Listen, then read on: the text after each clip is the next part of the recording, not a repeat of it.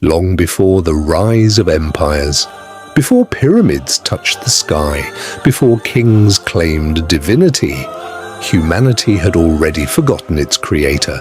Generations had passed since Adam walked the earth, people multiplied, civilizations formed, skills improved, but faith weakened.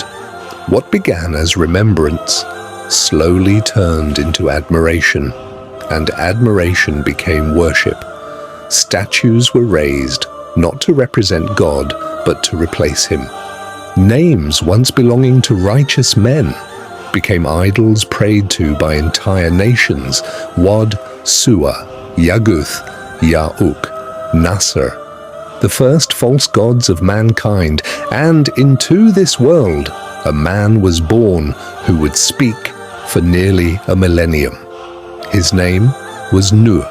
Prophet Nuh was not a king, not wealthy, not powerful. He was chosen.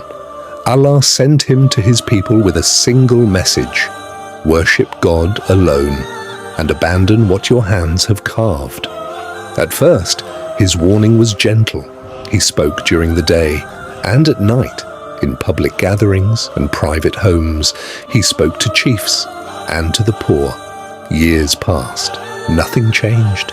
He told them, your idols cannot hear you. They cannot help you. They cannot save you. But pride is heavier than stone. But the leaders feared one thing, not God, but losing authority. Because they understood something.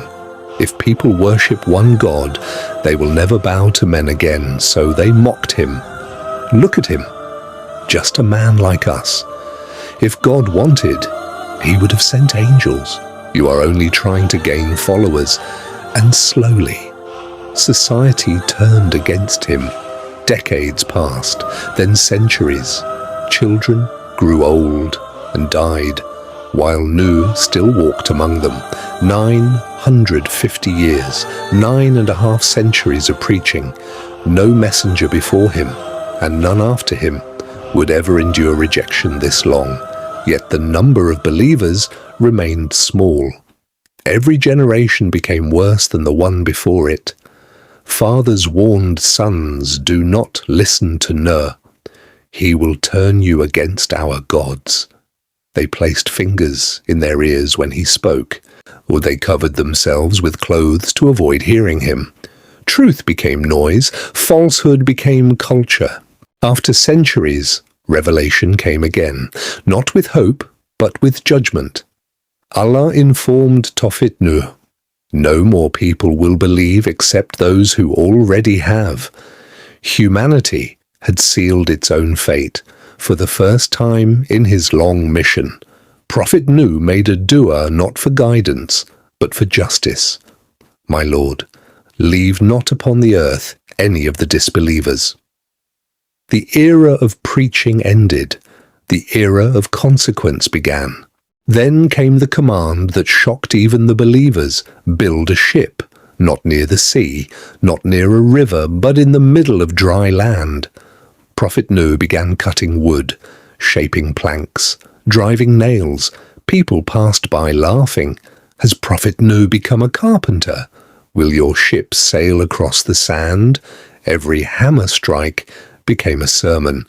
But he did not answer insults, because revelation had already informed him they would understand only when it was too late. Then it began.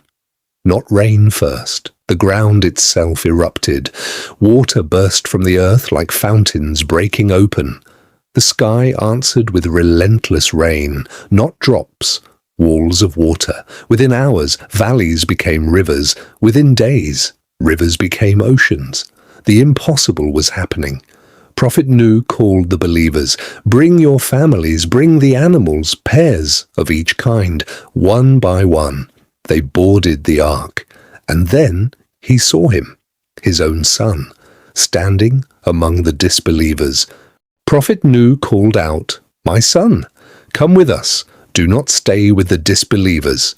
But arrogance is not inherited faith.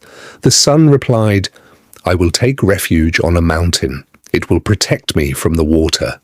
Prophet Nuh answered, "Today, nothing can save anyone, except the mercy of God." A wave rose between them, and the conversation ended forever. Even prophethood cannot force belief. Mountains disappeared. Civilization vanished. The earth that once carried corruption now carried silence. The ark sailed over a world erased. No borders, no kingdoms, no idols, only water and a handful of believers for days, then weeks, until the command came, "O earth, swallow your water. O sky, stop." The flood ended. The ark came to rest on Mount Judy. Human history restarted. Prophet Nuh stepped onto land unlike the one he knew. No cities, no monuments, no nations, only survivors entrusted with humanity's second beginning.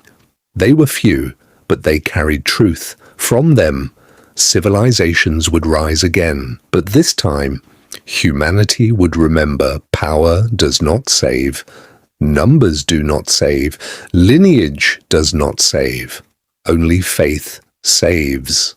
The story of Prophet Nuh is not only about a flood, it is about time. 950 years of patience teaches guidance is not measured in results, but in sincerity. The Ark teaches salvation may look strange before it arrives. The drowning of his son teaches faith is a choice, not inheritance.